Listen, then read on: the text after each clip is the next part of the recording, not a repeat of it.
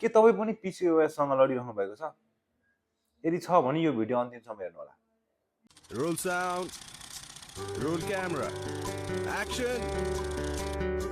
धेरै जस्तो फिमेल मान्छेहरूले चाहिँ के सोच्नु हुँदो रहेछ भने जिम जाँदा स्ट्रेन्थ ट्रेनिङहरू गर्दा चाहिँ केटा मान्छेहरू जस्तो मस्कुलर देखिने, मसल्सहरू ठुल्ठुलो देखिने र केटा मान्छे जस्तो देखिने भनेर रङ थट लिएर बस्नु हुँदो रहेछ। तर त्यो चाहिँ कम्प्लिटली रङ हो। किन भन्दाखेरि फिमेलहरूको बडीले चाहिँ नेचुरली टेस्टोस्टेरोन एकदम नै लो लेभलमा प्रड्युस गर्छ र त्यही नै मेन हार्मोन हुन्छ जसले चाहिँ केटाहरूको मसल्सलाई बिग र बल्की बनाउनमा हेल्प गर्छ। त्यसैले यस्तो रङ थटहरू चाहिँ तपाईँको दिमागबाट निकालिदिनुहोस् र जिममा गएर ट्रेनिङ गर्न स्टार्ट गर्नुहोस्। मेडिसिन मात्रै तपाईँको पिसिओएसको लागि इनफ हुँदैन।